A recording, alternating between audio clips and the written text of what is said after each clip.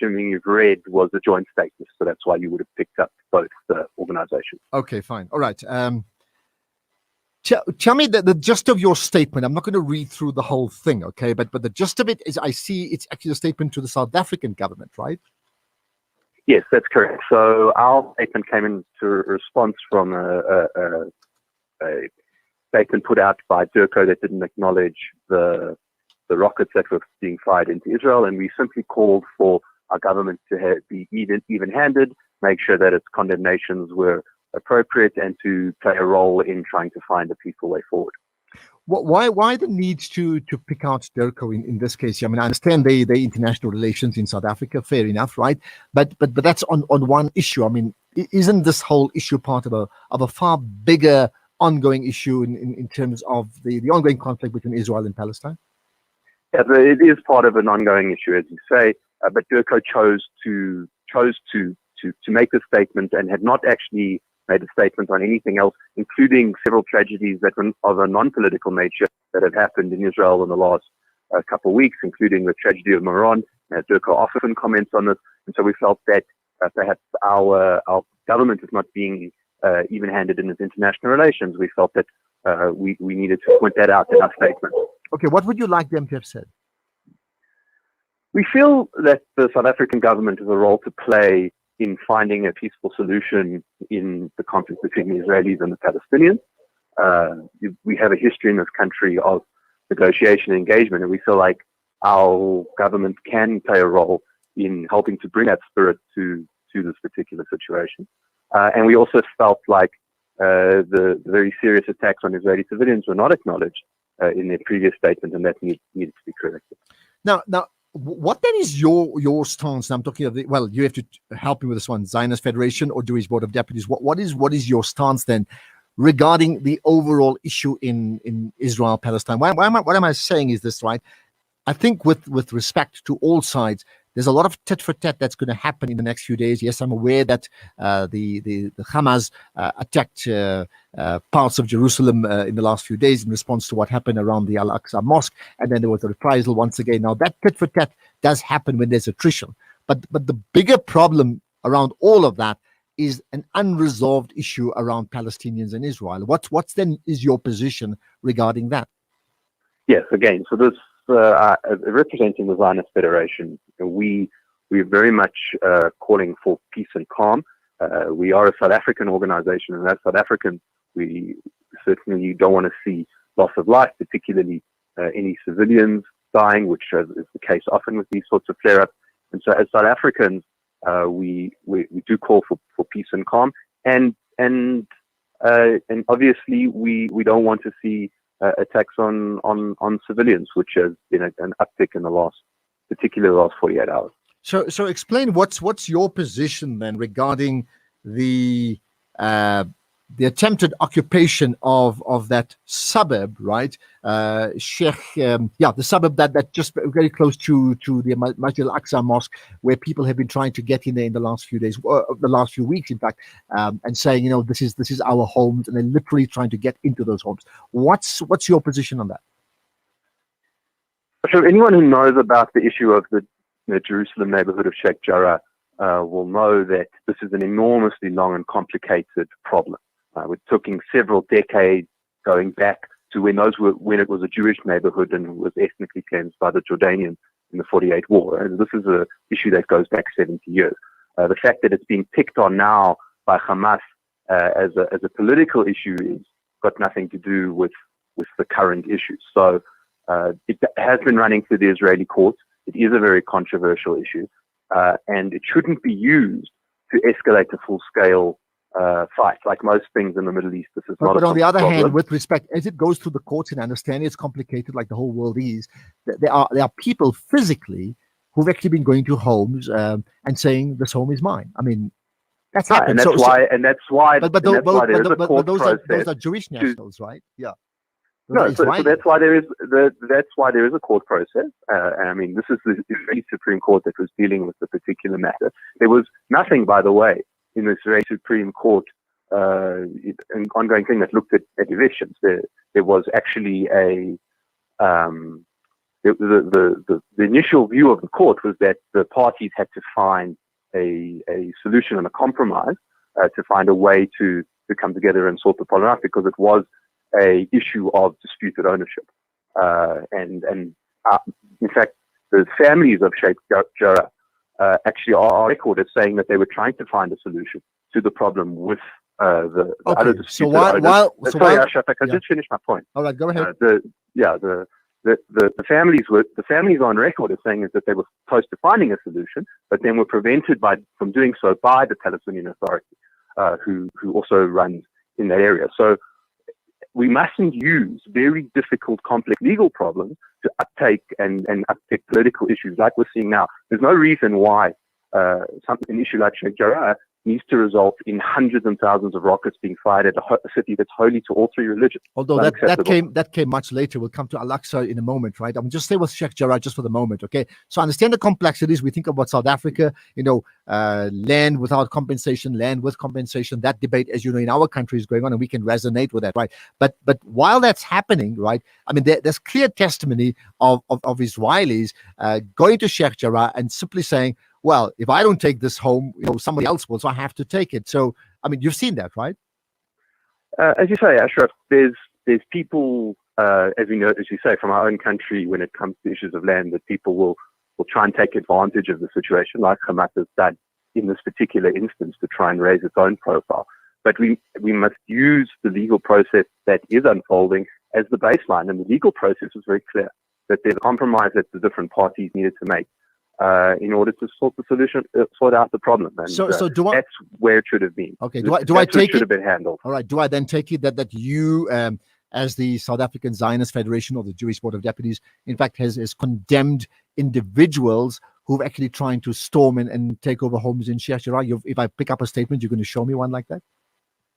We don't take viewpoints on internal issues. This is one of a number of issues in Jerusalem. We don't issue statements on every single one of them. Yeah, but why? With respect, why not? I'm trying to understand. Well, because as I said to you, Ashraf, there's a legal process that's been going on around the Sheikh Jarrah issue for 40 years. Okay, there's no reason for us to make a comment on the Israeli legal system, which is running. No, but I'm not talking about the legal system. I'm talking about individuals. Right, outside the legal system who've seen fit to go and take over homes. So I mean, you must have a position. There hasn't been any takeover of any homes as of yet, right? Of any kind.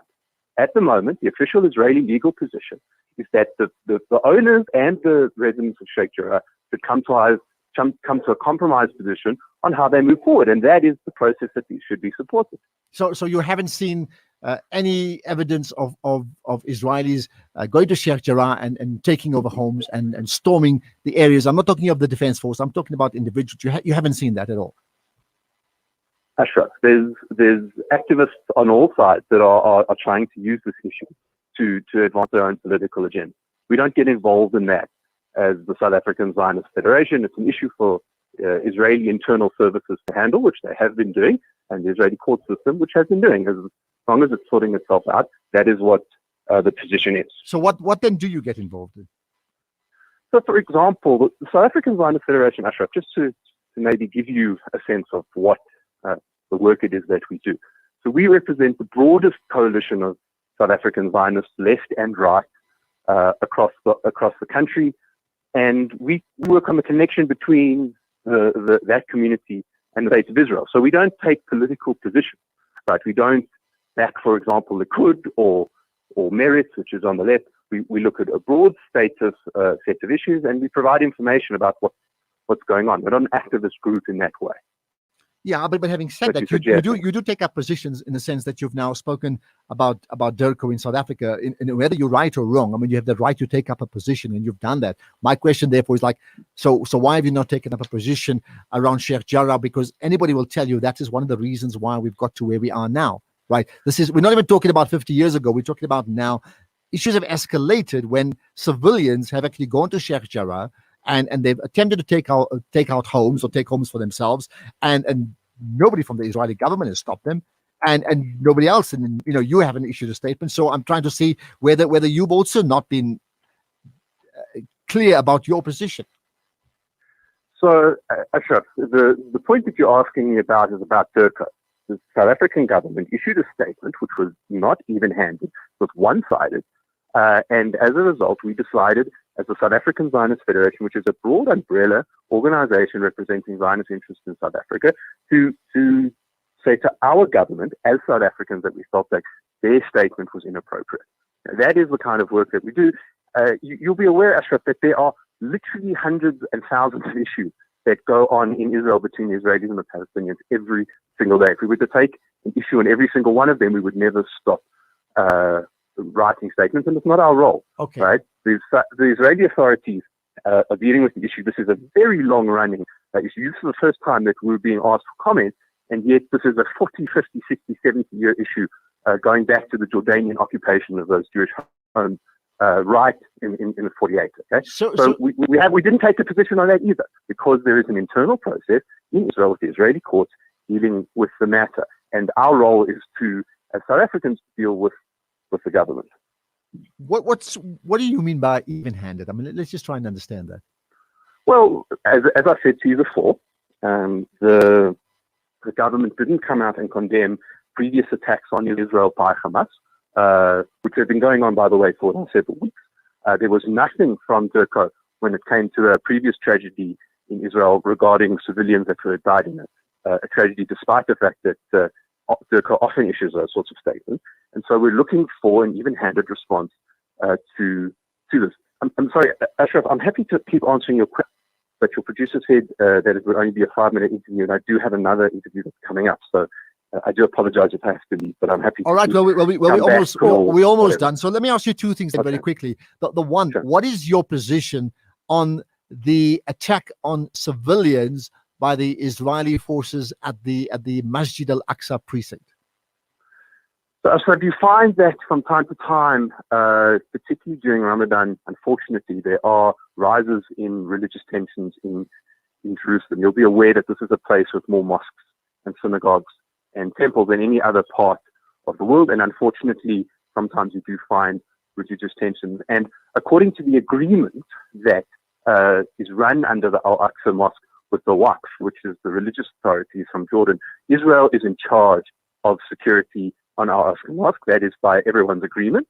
And unfortunately, in the last few days, we've seen potential for violence being used from the holy site. And so the Israeli security forces were within their mandate to try and secure the area to stop. But where was the violence?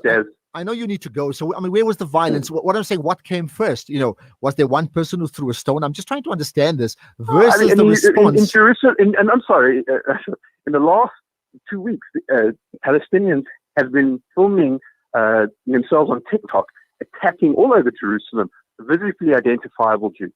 It's been happening. No, I'm not talking about Jerusalem. I'm talking about the Masjid al-Aqsa precinct. Yeah, even there, right? There's issues of rocks and all sorts of weapons being smuggled onto the site. This is not a new issue. It happens all the time, but it was particularly. All right. So are you saying? I'm trying to understand this, right? Are you saying that then, in fact, the defense force attacked the mosque to defend themselves because they were under attack? The Israeli defense, the Israeli authorities have a jurisdiction in terms of the security of the mosque. And if they felt like there was a threat to that security situation, they was in their rights to make sure that the area is secured for all of for the worshippers and for the people below the mosque who often get hit with stones and bombs and that sort of thing. But why would there be a threat against themselves when the mosque is full of worshippers, males, females, children? If anything, if they can attack anybody in the mosque, I'm talking of worshippers, they'll attack themselves. The threat is against who if it's internal? I mean, it's not, the threat comes from multiple spaces. It comes from, it actually has happened before where worshippers have been attacked and killed. This is not a new thing. And that's inside the mosque. It's also a problem for worshippers at the Western Wall, which is just below the mosque, which is also a holy space where worshippers are often stoned, and there's issues around that. So security issues around Al-Aqsa are not a new thing. And the Israelis often have to take measures to secure the security of all worshippers, Jewish and Muslim, in that holy basin area. So do I take it that, in your opinion, when I say you, your organization, believes that the Israeli forces did the right thing in storming the Masjid al-Aqsa compound for many days. I mean, even though, for example, forget other people, a prominent figure like Professor Tuli Maronsela, in fact, says that's unacceptable. Do I take it that you think they did the right thing? The Israeli government authorities, with the agreement of the religious authorities of the Al-Aqsa Mosque, have the responsibility to protect worshippers of all faiths on that site. And if they felt like there was a security issue, then they have the right and the duty to protect those worshippers. And do you think they were even-handed? Let's assume there was some threat. Let's give you that. Do you think the response was equal to the threat? Ashraf, up till Hamas used this as an opportunity to fire missiles at Jerusalem, no one had been killed in this particular. But that came, it wasn't. But there was tear gas. Let me finish. I need to get clarity. Hold it. I'm going to give you a chance. I'm going to give you a chance. Yeah, but you also told me you wanted to finish this interview. You said that, not me. You said your that. producer asked me for 5 minutes. All right, I'm happy hold to it. come on, but I'm being phoned at the moment. All right, hold it. So if you want to finish, I'm happy to let's keep it decorum. I'm saying to you that the attacks from Hamas to Jerusalem came after the Masjid al-Aqsa compound was attacked. Is that correct? No, actually, it's incorrect. Hamas has been firing rockets for a while, and that was part of our condemnation. Ashraf, let's get back to the key issue, right? The key issue is that the Israelis have responsibility to protect that compound. Okay? That is the universal agreement of everyone on the ground. So we need to be very clear about that. And that is something that's regular and has an occurrence. And no one wants to see an escalation in any kind of violence on the Temple Mount. And that's why we're certainly calling for calm and protection of the religious site. Okay, so but I'll let you go. I want to confirm this part. You're saying the response from the Israeli Defense Force was the correct response? I'm saying that the Israeli Defense Forces have the responsibility to protect the site of all worshippers, whether they're Muslim, Jewish, or other people who go up on the site. And that site is often used as a site to attack other worshippers, and it's not an uncommon occurrence. Okay, but you're not saying the same thing. I'm asking you, is the response the correct response? You're saying it's their responsibility. That's not the same thing. I just want to get clarity.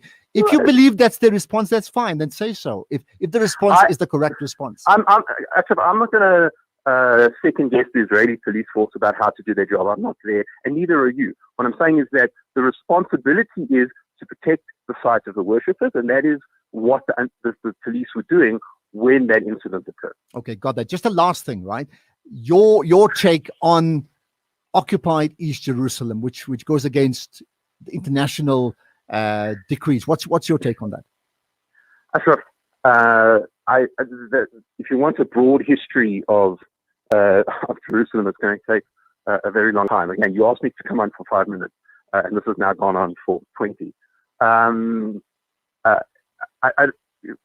Jerusalem is considered the capital of Israel. There's an unbroken Jewish connection there for 3,000 years, and what we want to see is a peace and harmony in the city, not war. That's, I think, the key. Okay, but I'm asking your position on the occupied part, which goes against. I'm not talking about the thousands of years. I understand all of that. I'm talking about what is called occupied East Jerusalem. What's your take on that? What's your position on that? Ashraf, we don't take a view on these sorts of things. Jerusalem is a holy city to everyone, and you must understand that when the city was taken back by Israel in 1967 after the Jordanians ruled it, and that's where the current situation sits. We feel like the Israelis are a force for good in the city, and there is and that is the position of the of the authorities in that area. Okay, Benjamin, let's leave it at that. Thank you, and apologies for taking longer than we had arranged, but I think important issues needed to get covered on that. Thank you for your time, Benjamin Schulman, Director of Public Policy at the South African Zionist Federation, but speaking on behalf of both the South African Zionist Federation together with the Jewish Board of Deputies, as per a statement they released that the South African government have not been even-handed in their pronouncements in terms of what's happening in Israel, Palestine over the last few weeks, in fact. Thank you for your time. Right, more to come. In fact, we are going to but there's a series of voice notes that, in fact, we want to play, and then we'll hopefully talk about the perfect Hajj as well just now. But let's do this. In fact, we'll pick out the voice notes right after this. Looking to get your kick? Kiki's have now reopened on 235 Matthews Mayiwa Road in Durban. Head on over for the Taste with Kick.